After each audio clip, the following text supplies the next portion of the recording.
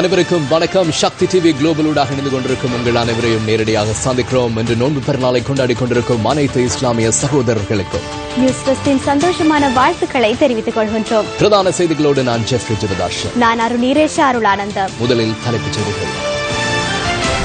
சுகாதாரம் அத்தியாவசிய சேவை. சூடு தணியாத மருத்துவர்களின் பணி பகிஷ்கரிப்பு. අන්තර්විශ්වවිද්‍යාල බලමණ්ඩලයේ මමත් ඒක මේ වගේ කඩාපරිණාමයක් අවශ්‍ය නෙවෙයි. එදා හිටියේ පිට මාසපාරැස්සින් තියලා තියෙන අපි කොයිවත් නලඟන ගෙනලා නටලා ජෝගි දාලා මත්පැන් බීලා මාසපා පවත්වපු කාලයක් නම් අපේ නෑ. இலங்கையின் மிகப்பெரிய ஔடதங்கள் உற்பத்தி தொழிற்சாலை அங்குரார்ப்பணம். கிறிஸ்துமஸ் தீவிலிருந்து திருப்பி அனுப்பப்பட்ட சட்டவிரோத புகலிட கோரிக்கையாளர்கள்.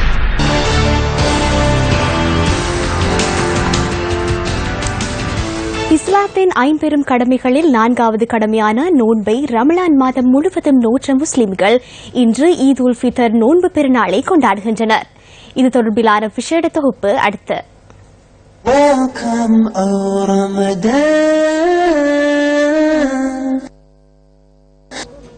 குர்ஆனின் மாதம் என்று அழைக்கப்படுகின்ற இந்த புனித மாதத்தை அல்லாஹ் மகத்துவமிக்கதாக அமைத்துள்ளான். மனிதனின் பூரண வாழ்க்கை திட்டத்துக்கு வழிவகுக்கும் அல் குர்ஆன் மனிதனின் ஆரம்பம் முதல் அவனது மறுமை வாழ்வு வரைக்கும் ஒவ்வொரு கட்டத்தையும் தெளிவாக விளக்குகிறது. எழுத படிக்க தெரியாத உம்மி நபிக்கு அல்லாஹ் இறக்கியருளிய திருமறை அல் குர்ஆன் இன்றைய நவீன விஞ்ஞானத்தின் தோற்றுவாயாக திகழ்கிறது. 1940ஆம் ஆண்டு காலப்பகுதியில் மருத்துவ உலகம் கண்டுபிடித்த மனித மொழியத்தின் படிமுறையாக்கம் பற்றி அதற்கு சுமார் 1300 ஆண்டுகளுக்கு முன்னரே அல் குர்ஆன் எடுத்து எம்பிவிட்டது. அவன் உங்கள் அனைவரையும் ஆரம்பத்தில் ஒரே மனிதரிலிருந்து படைத்தான். பின்னர் அவரில் இருந்து அவருடைய மனைவியை அமைத்தான். அந்த இருவரிலிருந்து உங்களை ஆணும் பெண்ணுமாக படைக்கின்றான். அன்றி உங்களுடைய நன்மைக்காகவே 8 வகை கால்நடைகளை ஜோடி ஜோடியாக படைக்கின்றான். உங்கள் தாய்மார்களின் வயிற்றில் ஒன்றன் பின் ஒன்றாக 3 இருள்களுக்குள் வைத்து உங்களை படைக்கின்றான் என்று அல்லாஹ் தனது திருமறையில் குறிப்பிடுகின்றான். நவீன விஞ்ஞானம் இந்த 3 இருள்களையும் இப்படி பெயரிட்டுள்ளது. அஸ்ஸலாமு அலைக்கும் வரஹ்மத்துல்லாஹி வபரகாத்துஹு. ஈத் முபாரக். எல்லாம் வல்ல அல்லாஹு சுப்ஹானஹு வ தஆலா உலகத்தின் பெரும்பாலான நாடுகளிலே இன்றைய தினத்திலே தூயவனாம் அல்லாஹ்வை பெருமைப்படுத்தி அல்லாஹு அக்பர் என்ற தக்பீர் முழக்கத்தோடு இன்றைய தினத்திலே மகிழ்ச்சியோடு பெருநாளை கொண்டாடுகின்றார்கள். நாட்டிலே சமாதானம், ஐக்கியம், ஒற்றுமை நிலவ வேண்டும். அதேபோல மக்களுக்கு மத்தியிலே சமதர்மம் நிலைக்க வேண்டும், ஒற்றுமையோடு வாழ வேண்டும். ஏழை எளியவர்கள் மீது பரிவு காட்டி அவர்கள் மீது உதவி செய்து அவர்களும் சந்தோஷமாக இன்றைய தினத்திலே எல்லோரையும் போல வித்தியாசம் இல்லாமல் இந்த பெருநாளை கொண்டாட வேண்டும் என்பதுதான் இஸ்லாத்தின் எதிர்பார்ப்பாகும். எனவே இந்த நாளை அடையக்கூடிய பாக்கியத்தை தந்த அல்லாஹ் எம் அனைவருக்கும் எதிர்காலத்திலும் எங்களுடைய நாட்டிலே எல்லா இன மக்களும் ஒற்றுமையாக சகோதரத்துவத்தோடு வாஞ்சையோடு வாழக்கூடிய பாக்கியத்தை இந்த ரமலானின் மூலமாக அதேபோல பெருநாளின் பொருட்டினால் வாழ வைப்பானாக. ஆமீன். அஸ்ஸலாமு அலைக்கும் வரஹ்மத்துல்லாஹி வபரகாத்துஹு.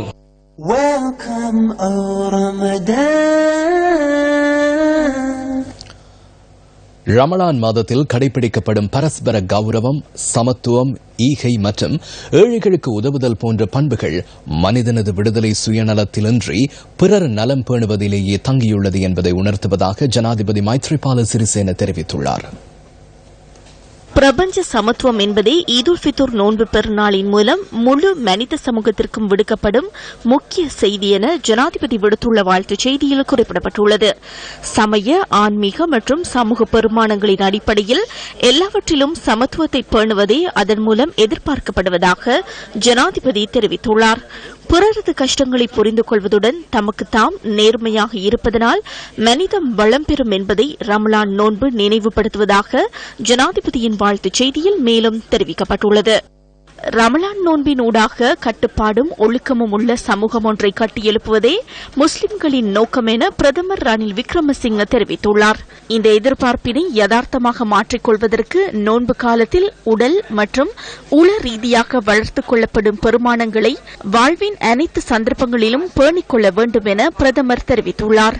இம்முறை நோன்பு பெருநாள் இலங்கை மற்றும் உலக வாழ் அனைத்து முஸ்லிம் மக்களுக்கும் சமாதானம், நல்லிணக்கம் மிகுந்த மகிழ்ச்சியான பெருநாளாக அமைய வேண்டும் எனவும் பிரதமர் விடுத்துள்ள வாழ்த்துச் செய்தியில் தெரிவிக்கப்பட்டுள்ளது. தேசத்தின் நல்லுறவிற்கான அர்ப்பணிப்பை நோன்பு பெருநாளில் வலியுறுத்துவதாக எதிர்க்கட்சித் தலைவர் இரா சம்பந்தன் தெரிவித்துள்ளார். நாட்டின் ஒற்றுமையை உலகிற்கு எடுத்துக்காட்ட ஒன்றிணைந்து செயற்பட வேண்டியதன் அவசியத்தையும் எதிர்க்கட்சித் தலைவர் தனது வாழ்த்துச் செய்தியில் சுட்டிக்காட்டியுள்ளார். ரமலான் பண்டிகை மக்களிடையே சமாதானம், ஒற்றுமை மற்றும் சகோதரத்துவத்தினை மேலும் வலுவாக்குவதாக அமைய வேண்டும் என இரா சம்பந்தன் மேலும் தெரிவித்துள்ளார். நாடு முழுவதிலும் இன்று காலை நடைபெற்ற புனித நோன்பு பெருநாள் தொழுகையில் பெரும் திரளானவர்கள் கலந்து கொண்டிருந்தனர். நோன்பு பெருநாளை முன்னிட்டு கொழும்பு பெரிய பள்ளி வாசலிலும் விசேட தொழுகை இடம்பெற்றது. கிழக்கு மாகாணத்தில் முஸ்லிம்கள் வெகு விமரிசையாக நோன்பு பெருநாளை கொண்டாடி வருகின்றனர். திருகோணமலையில் உள்ள பள்ளி வாசல்களில் இன்று விசேட தொழுகைகள் இடம்பெற்றன.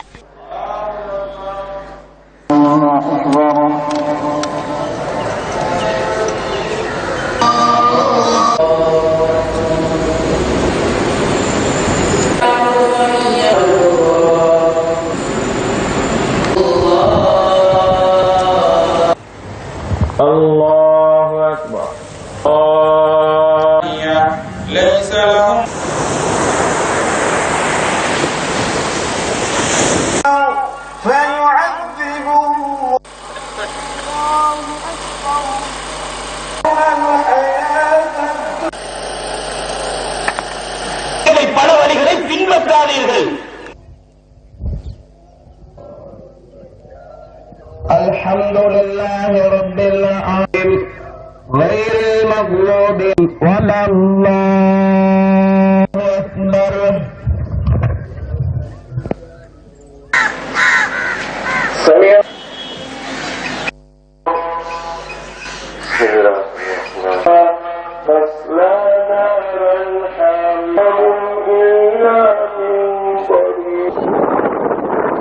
வடமாகாண முஸ்லிம் நோன்பு பெருநாள் கொண்டாடப்பட்டு வருகின்றது.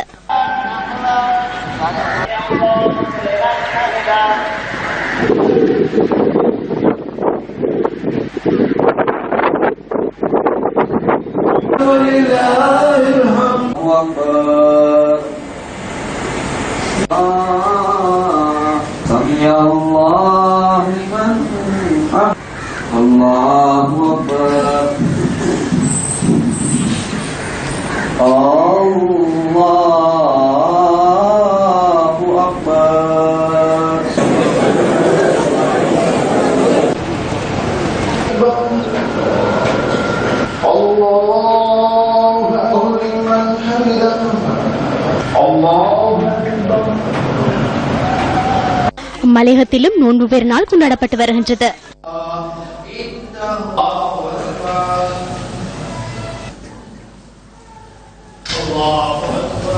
செய்திகள் தொடர்கின்றன. காணாமற் போனோர் தொடர்பான அலுவலகத்தை ஏற்றுக்கொள்ள முடியாது என காணாமலாக்கப்பட்டோரின் உறவினர்கள் தெரிவிக்கின்றார்கள். கடந்த 21ஆம் திகதி நடைபெற்ற பாராளுமன்ற அமர்வில் காணாமற் போனோர் அலுவலகம் தொடர்பான திருத்த பிரேரணைக்கு சபை அங்கீகாரம் அளித்தது. குற்றச்செயல்கள் தொடர்பில் விசாரிக்கும் அதிகாரம் இந்த அலுவலகத்திற்கு கிடையாதென இதன்போது பிரதமர் சபையில் சுட்டிக்காட்டினார். இதேவேளை இந்த அலுவலகத்துடன் தொடர்புடையோர் ரகசிய தன்மையை பேணி பாதுகாப்பதுடன் அதற்கு உதவ வேண்டும் எனவும் காணாமற் போனோர் தொடர்பான சட்டத்தில் தெரிவிக்கப்பட்டுள்ளது. அத்துடன் தகவல் அறியும் உரிமைச் சட்டத்தின் ஏற்பாடுகள் அலுவலகத்தின் தகவல்கள் தொடர்பாக ஏற்புடையதல்ல எனவும் இதில் சுட்டிக்காட்டப்பட்டுள்ளது. எங்களுடைய விடுதலைக்கும் எங்களுடைய கோரிக்கைக்கும் ஒரு கேள்விக்குறியாகத்தான் இருக்கிறது. யுத்தம் முடிஞ்ச பிறகு இலங்கை ராணுவத்திடமும் இலங்கை அரசிடமும் எங்களுடைய உறவுகளையும் எங்களுடைய பிள்ளைகளையும் எங்களுடைய சகோதரங்களையும் நாங்கள் ஒப்படைத்திருக்கின்றோம். இலங்கை அரசு அதுக்கு பொறுப்பு கூற வேண்டும். போர்க்குற்றத்தை நாங்கள் விசாரிப்போம். காணாமல் போன உறவுகளின் விடுதலையையும் அவர்களுடைய தேடுதலையும் நாங்கள் பார்ப்போம். மிக விரைவில் அதை நிறைவேற்றுவோம் என்று வாக்குறுதியை கொடுத்து இன்று இங்கு வந்து காணாமல் ஆக்கப்பட்ட ஒரு அலுவலகத்திலே எந்த விதமான எங்களுடைய கோரிக்கையை நியாயப்படுத்துகின்ற எந்த ஒரு தீர்மானத்தை உள்ளடக்கப்படாத ஒரு அலுவலமாக அதை அமைத்திருக்கின்றார்கள்.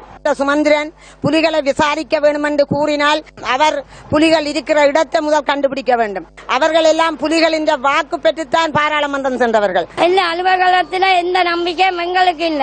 8 வருஷம் கடந்து அப்ப 100 நாள் முடிஞ்சு இப்ப 127வது நாள் நாங்கள் தொடங்கி இருக்கிறோம். எந்த பதிலும் வரையில இனி அலுவலகம் துறக்கிறதப்ப எங்க பிள்ளைகளாம் நாங்கள் சந்திச்சு பேசுறாங்க. இல்ல அலுவலகத்துல வழக்கம் போடலாம். எங்களுக்கு அலுவலகத்தில் நம்பிக்கை அது என்னத்துக்கு அலுவலகம் எங்களுக்கு தேவையில்லை. ஏன் அலுவலகம் அலுவலகத்தை சொல்லி எங்க பிள்ளைகளை கொண்டு வச்சு தரீங்க. நான் வந்தோன்னா உங்களோட பிள்ளைகளை எடுத்து தானே சொல்லி போட்டு இப்ப என் பிள்ளைகளை இல்லைன்னு சொல்றீங்க. வெளிநாட்டுக்கு போகணும்னு சொல்றீங்க. எங்க வெளிநாட்டுக்கு போறது?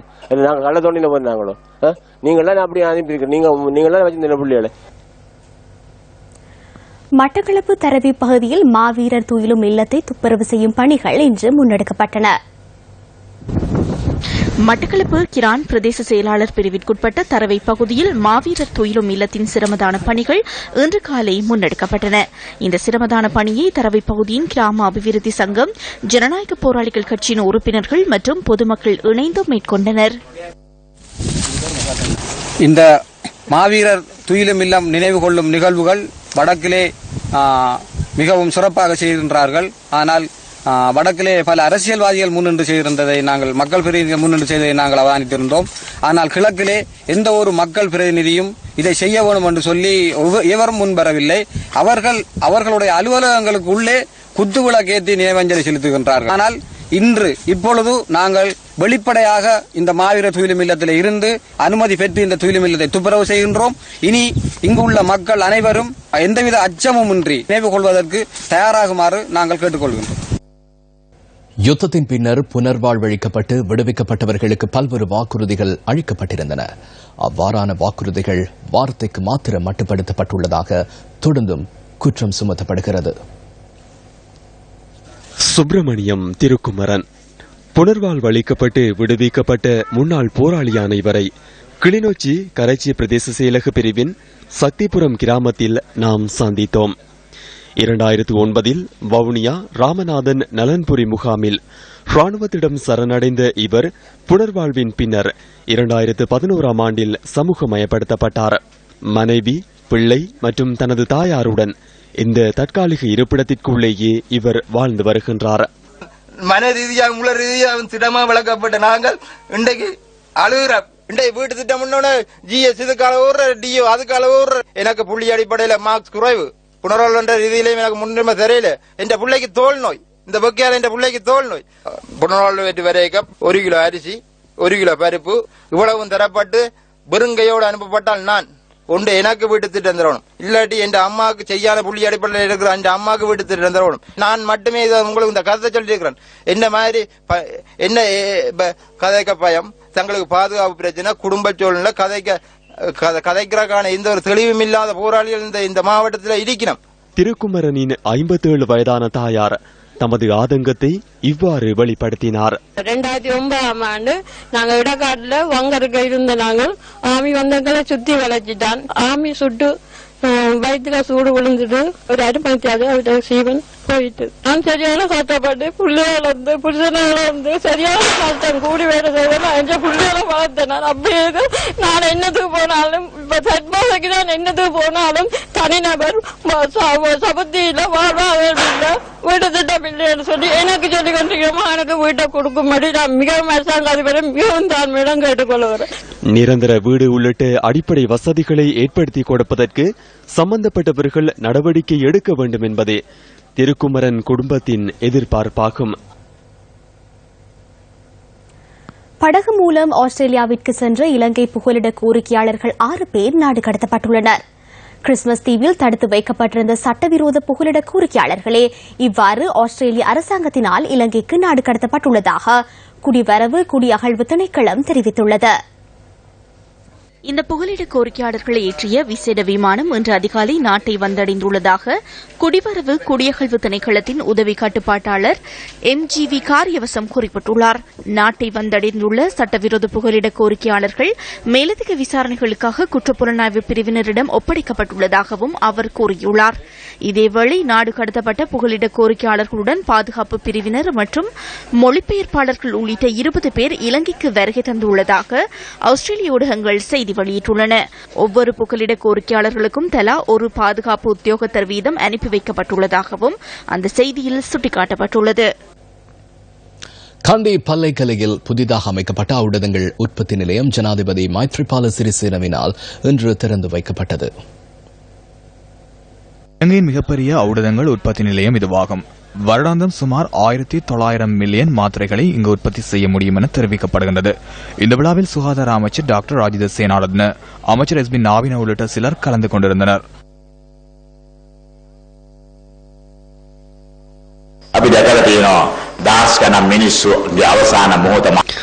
ஆயிரக்கணக்கான மக்கள் வைத்தியசாலைகளில் இறுதி தருணத்தில் உயிருக்காக மன்றாடுவதை நாம் கண்டுள்ளோம். உயிர் என்பது புதுமையானது. இறுதி தருணத்திலும் இன்னும் 5 நிமிடங்களாவது அதிகம் வாழ வேண்டும் என்ற ஆசை வரும். இது கூட அவர்களுக்கு புரிவதில்லை. ஆனால் அவர்கள் மருத்துவத்துறையில் பேராசிரியர்கள். அந்த இடத்திலேயே மனிதநேயமும் மருத்துவவியலும் உள்ளன. இந்த நிலைக்கு இன்று மருத்துவத்துறை தள்ளப்பட்டுள்ளது. மனிதநேயமுள்ள வைத்தியர்கள் எத்தனை பேர் இருக்கின்றார்கள் என்பதிலேயே பிரச்சினை உள்ளது. அனைவரும் பணத்திற்கு பின்னால் ஓடுகின்றனர். அவர்களுக்கு இடையே சிறந்த வைத்தியர்களும் இருக்கின்றனர். 2020 ஆண்டாகும் போது நாம் சிறந்த சுகாதார சேவையை வழங்குவோம். உலகின் சிறந்த சுகாதார சேவை இருக்கும் இடங்களில் கூட இலங்கையை விட கூடுதலானவர்கள் உயிரிழக்கின்றனர். ஏனெனில் அங்கு இலவச சுகாதார வசதி இல்லை. அதேபோன்று இலவச கல்வி அனைத்து பல்கலைக்கழக மாணவர்களுக்கும் அடுத்த வருட இறுதிக்குள் விடுதிகளை அமைக்க வேண்டியுள்ளது. அனைவருக்கும் விடுதி வசதி கிடைக்கும். இதுவல்லவா இலவச கல்வி. வயம்ப பல்கலைக்கழகத்தில் மருத்துவ பீடம் ஒன்றை அமைக்கின்றோம். சபரகமு பல்கலைக்கழகத்திலும் ஆரம்பிக்க உள்ளோம். மொரட்டுவை பல்கலைக்கழகத்திலும் மருத்துவ பீடம் அமைக்கப்படும். கராபெட்டியவில் 130 ஆக உள்ள மருத்துவ மாணவர்களின் எண்ணிக்கையை 300 அதிகரிப்பதற்காக நிதியை ஒதுக்கியுள்ளோம். மருத்துவ மாணவர்களின் எண்ணிக்கையை இரட்டிப்பாக அதிகரிப்பதற்காகவே நாம் முயற்சிக்கின்றோம்.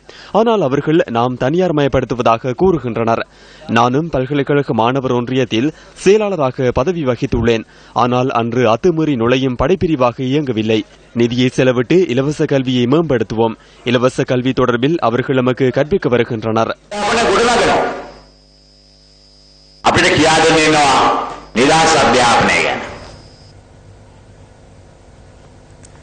தொழிற்சங்கங்கள் சில இணைந்து இன்று ஊடக சந்திப்பினை ஏற்பாடு செய்திருந்தன. ஜனாதிபதியுடனான கலந்துரையாடலின் போது முன்வைக்கப்பட்ட தீர்மானங்களில் புதிதாக ஒன்றுமில்லை. 3 மாதங்களுக்கு முன்னர் ஜனாதிபதியின் தலையீட்டின் காரணமாக கல்வி அமைச்சும் சுகாதார அமைச்சும் கூட்டாக பத்திரிகை செய்தியொன்றை வெளியிட்டிருந்தன.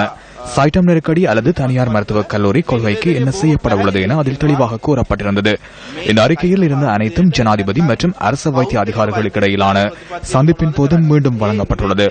இந்த பேச்சுவார்த்தையை தவறாக அர்த்தப்படுத்தி தனியார் மருத்துவக் கல்லூரி கொள்கையை ரத்து செய்ய நடவடிக்கை எடுக்கப்பட்டதாக எவரேனும் கூறுவாராயின் அதனை திருத்த வேண்டிய பொறுப்பு அரசாங்கத்திற்கு உள்ளது.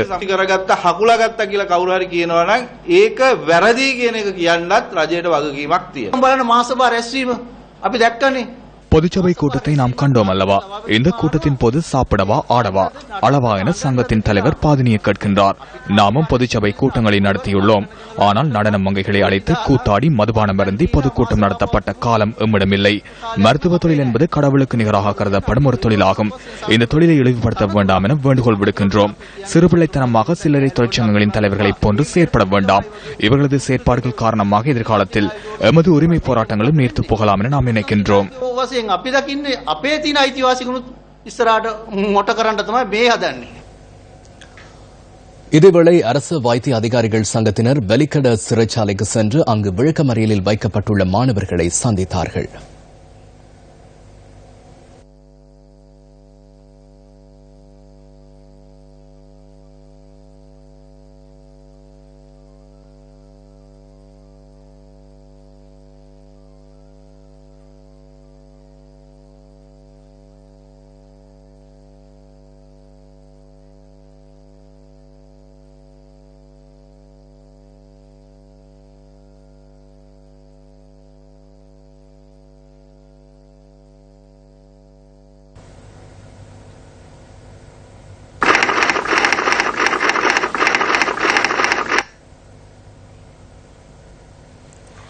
இலங்கையில் உள்ள அனைத்து அரச பல்கலைக்கழகங்களிலும் மருத்துவ பீடங்களின் கற்றல் செயற்பாடுகள் 5 மாதங்களாக தடைப்பட்டுள்ளது. தனியார் மருத்துவக் கல்லூரியை ரத்து செய்யுமாறு கோரி மாணவர்கள் விரிவுகளில் கலந்து கொள்ளாமையே இதற்கான காரணமாகும். இலங்கையில் உள்ள பல்கலைக்கழகங்களில் 8 மருத்துவ பீடங்களில் 6000க்கும் மேற்பட்ட மாணவர்கள் கல்வி கற்கின்றனர். ஜனவரி 31ஆம் தேதியிலிருந்து விரிவுரைகளில் பங்கேற்காத மாணவர்கள் சில பகுதிகளில் அமைக்கப்பட்டுள்ள கூடாரங்களில் சத்தியாகிரகத்தில் ஈடுபட்டுள்ளனர். எமது பல்கலைக்கழகத்தின் கற்றல் செயற்பாடுகளில் இருந்து நாம் விலகி இன்றுடன் 150 நாட்களாகின்றன. போராட்டத்தை தொடர நாம் தயார். 6 அரச பல்கலைக்கழகங்களுக்கு முன்பாக 520 நாட்களுக்கு மேல் தொடர் சத்தியாகிரகம் முன்னெடுக்கப்படுகின்றது. மாலபேஸ் ஐட்டம் நிறுவனத்தை நிறுத்துவதற்கான போராட்டம் நாளுக்கு நாள் வெற்றி பாதையில் பயணிக்கின்றது. விரிவுரையாளர்கள் உரிய நேரத்திற்கு பல்கலைக்கழகங்களில் கடமையில் ஈடுபட்டாலும் மாணவர்கள் விரிவுரைகளை புறக்கணிப்பதாக பல்கலைக்கழக நிர்வாகங்கள் கூறுகின்றன. எனினும் இது தொடர்பில் பகிரங்கமாக கருத்து வெளியிட அவர்கள் மறுத்தனர்.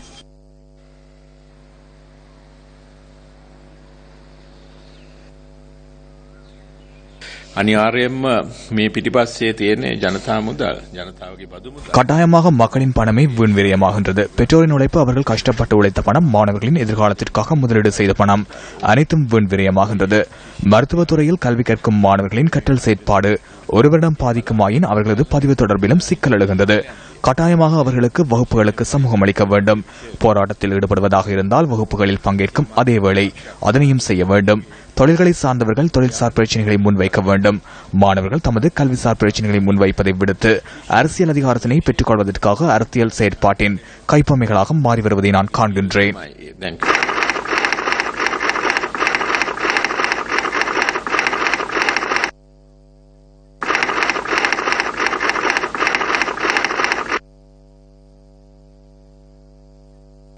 இன்று நடைபெற்ற ஊடகவியலாளர் சந்திப்பில் பேராசிரியர் திஸ்ஸ விதாரனுக்கு தெரிவித்த கருத்து அடுத்து. அரசாங்கம் தலையிட்டு ஜேஎம்ஓவுடன் கலந்துரையாடி இந்த பிரச்சினைக்கு தீர்வு கண்டதையிட்டு நான் மகிழ்ச்சி அடைகின்றேன். அந்த காலத்திலிருந்து நாடளாவிய ரீதியில் பொது பணி பகிஷ்கரிப்பு முன்னெடுக்கும் சந்தர்ப்பங்களில் மருத்துவத்துறையை இணைத்துக் கொண்டதில்லை. மக்களின் அத்தியாவசிய தேவையாக இதனை கருதி நான் அவர்களிடம் கூறியிருந்தேன். நீங்கள் பணி பகிஷ்கரிப்பை மேற்கொள்ள வேண்டுமானால் அடையாள பணி பகிஷ்கரிப்பை நோயாளர்களை அசௌகரியத்திற்கு உட்படுத்தாத வகையில் முன்னறிவித்தல் வழங்கி அரை நாள் மாத்திரம் முன்னெடுக்குமாறு நான் கூறியிருந்தேன். இதனூடாக பாதிப்புகளை குறைத்துக் கொள்ள முடியும். வைத்தியர்கள் பணி பகிஷ்கரிப்பில் ஈடுபடுவது நோயாளர்களை பழிவாங்கும் செயலாகும். ஹப்புதொல்லை நகரிலிருந்து இதல்காசின்ன புகையிரத நிலையம் வரையிலான வீதி நீண்ட காலமாக செப்பனிடப்படாமையால் மக்கள் அசௌகரியத்திற்கு உள்ளாகியுள்ளனர். ஹப்புதொல்லை நகரிலிருந்து இதல்கஸ்கின புகையிரத நிலையம் வரையிலான 8 கிலோமீட்டர் வீதி குன்றும் குழியுமாக காணப்படுகின்றது. இதல்கஸ் ஹின்ன மற்றும் போகஸ் ஆகிய தோட்டங்களைச் சேர்ந்த 600க்கும் மேற்பட்டவர்கள் இந்த வீதியை பயன்படுத்தி வருகின்றனர். இந்த வீதி நீண்ட காலமாக செப்பனிடப்படாமையால் போக்குவரத்திற்கு உகந்ததாக இல்லை என மக்கள் விசனம் தெரிவிக்கின்றனர். நடந்து கூட போயிடாத அளவுக்கு மழை பெஞ்சு எல்லாம் குழியாகி இப்போ ரோட் செய்யறது இல்லை. அப்படியே நாங்கள் ரொம்ப பேருக்கு எல்லாரும் கேட்டு பார்த்துருக்கோம். ஆனால் இன்னும் செஞ்சு கொடுத்த பாடல யாரும் வந்து பார்த்துட்டு போறாங்க. ஆனால் யாரும் செய்யற மாதிரி இல்லை. எல்லாத்துக்குமே நான் இதை பற்றி நாங்கள் சொல்லியிருக்கோம். 8 கிலோமீட்டருக்குள்ள நடக்கவே இல்லை, நடந்து கூட போகலாது. நோயாளிகள் கொண்டு போகிறோம், தேத்தலா ஹாஸ்பிட்டலுக்கு கொண்டு போகணும். மெயின் ரோடுக்கு போகிறதுக்கு சாதாரணமாக இங்கே 8 கிலோமீட்டருக்கு அங்கிட்டு போன பார்த்தா மெயின் ரோடு ஆம்பிடுது எங்களுக்கு. இப்போ 3 பயணம் வந்து அடிக்கல் நாட்டிருக்காங்க. 3 மந்திரிமா இருக்க 4-5 மாதத்துக்கு முதல் இது வரைக்கும் எந்த வேலையும் நடக்கலை. சாதாரணமாக ஒரு 20-25 வருஷமா அந்த ரோடு செய்யவில்லை. பாடசாலை, வைத்தியசாலை, வர்த்தக நிலையங்களுக்கு இந்த வீதியூடாகவே மக்கள் நாள்தோறும் பயணிக்கின்றனர். இது தொடர்பில் சம்பந்தப்பட்ட தரப்பினருக்கு பலமுறை தெரியப்படுத்தியும் இதுவரை எதுவித நடவடிக்கையும் எடுக்கப்படவில்லை என மக்கள் தெரிவிக்கின்றனர். வெளிவிவகார அமைச்சர் ரவி கருணாநாயக்க இன்று முற்பகல் அஸ்கிரிய மற்றும் மல்வத்து பீடங்களின் மகாநாயக்க தேரர்களை சந்தித்தார். கண்டிக்கு சென்ற அமைச்சர் முதலில் ஸ்ரீ தலதா மாளிகையில் வழிபாடுகளில் ஈடுபட்டார். பின்னர் அஸ்கிரி பீடத்தின் மகாநாயக்கர் வரகாகுட ஸ்ரீ ஞானரத்ன தேரரை சந்தித்து ஆசி பெற்றார். அதனைத் தொடர்ந்து மல்வத்து விகாரைக்கு சென்று மகாநாயக்கர் திப்பட்டுவாவே ஸ்ரீ சுமங்கல தேரரை சந்தித்தார்.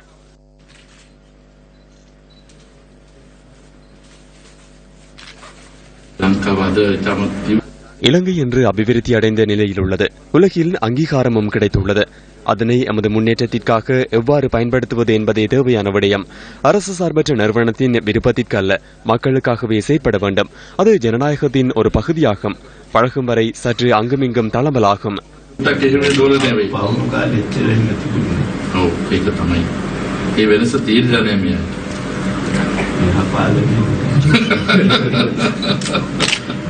අපි විදේශ අමාත්‍යාංශ வெளிவிவகார அமைச்சின் கொள்கை தொடர்பில் ஜனாதிபதி மற்றும் பிரதமருடன் கதைத்துள்ளோம். நிதியமைச்சில் நாம் வழங்கிய உதவிகளை மறக்காமல் எம்மோடு பேசி சரியான பாதையில் சென்றால் நல்லது. தவறான வழியானால் சரி செய்ய வேண்டும். හරි මාර්ගයක් නොහොඳයි. වැරදි මාර්ගයක් නො නිවැරදි කිරීමක් කොහොමද?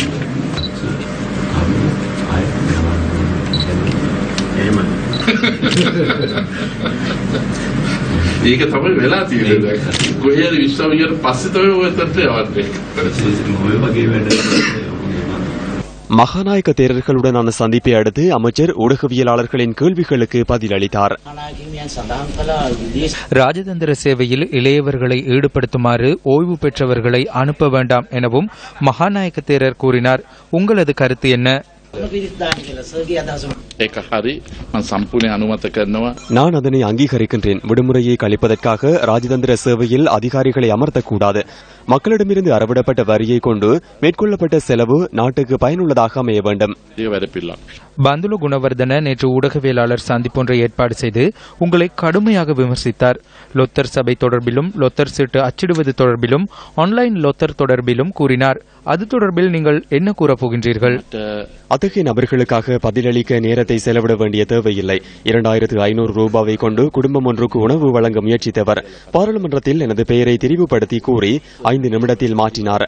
முறைகள் விநியோகம் தொடர்பான ஆணைக்குழுவிற்கு சென்று பொய் கூறியதாக மன்னிப்பு கோரியவர். அவர் தொடர்பில் உங்களது கேள்விக்கு நான் பதிலளிக்க வேண்டுமா?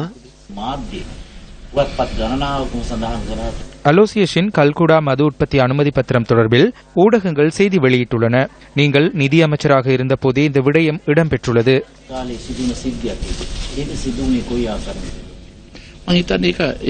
அனுமதி எவ்வாறு கிடைத்தது என்பது தொடர்பில் தற்போது ஆராய்ந்து வருகின்றோம். நாட்டில் அரிசி மேலதிகமாக இருந்தது. 2015ஆம் ஆண்டு அதனை உயிர் வாயுவாக மாற்ற வேண்டிய தேவை என்ன என நாம் அறியக்கூடியதாக இருக்கும். எத்தனால் என்ற சொற்பதத்தை ஊடகங்களை அறிமுகப்படுத்தின. எத்தனாலுக்கு எந்த ஒரு அனுமதியும் இல்லை. ஊடகங்களினால் உருவாக்கப்பட்ட விடயத்திற்கு பதிலளிக்க வேண்டியுள்ளது. விரைவில் ஆணைக்குழு நியமித்து அதனூடாக ஆராய முடியும். அமைச்சர் ரவி கருணாநாயக்க ஊடகங்கள் மீது குற்றம் சுமத்தினாலும் கல்குடாவில் எத்தனால் உற்பத்தி தொழிற்சாலை அமைக்கப்படுவதாக ஐக்கிய தேசிய கட்சியின் உறுப்பினர்களும் மேலும் பல தரப்பினரும் ஏற்கனவே தெரிவித்திருந்தமை குறிப்பிடத்தக்கது. கல்குடா மது உற்பத்தி தொழிற்சாலைக்கு அனுமதி பத்திரம் வழங்கப்பட்டமை தேசிய போதைப்பொருள் ஒழிப்பு கொள்கைக்கு முரணானது என போதைப்பொருள் ஒழிப்பு ஜனாதிபதி செயலணியை மேற்கோள் காட்டி சண்டே டைம்ஸ் பத்திரிகை நேற்று பிரதான தலைப்பின் கீழ் செய்தி வெளியிட்டிருந்தது. இந்த எத்தனால் ஃபேக்டரி சம்பந்தமாக கட்டுமான பணிகள் நடந்து கொண்டு வருகின்றது.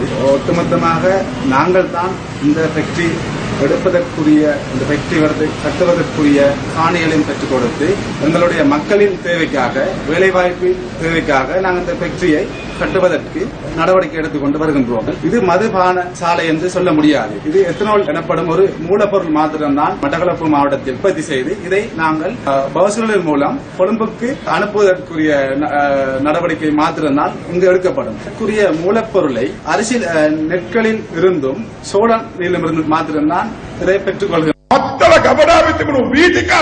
மத்தள களஞ்சிய சாலையில் இருந்த நெல்லை மெண்டிஸ் நிறுவனத்திற்கு வழங்கியுள்ளனர்.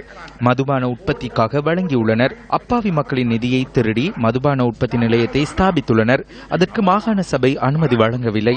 எனினும் நிர்மாண பணிகள் முன்னெடுக்கப்படுகின்றன. இந்த பலம் இந்த நிறுவனத்திற்கு எங்கிருந்து வந்தது? ரணில் விக்ரமசிங்கவின் பலத்தினாலேயே இந்த செயற்பாடுகள் முன்னெடுக்கப்படுகின்றன.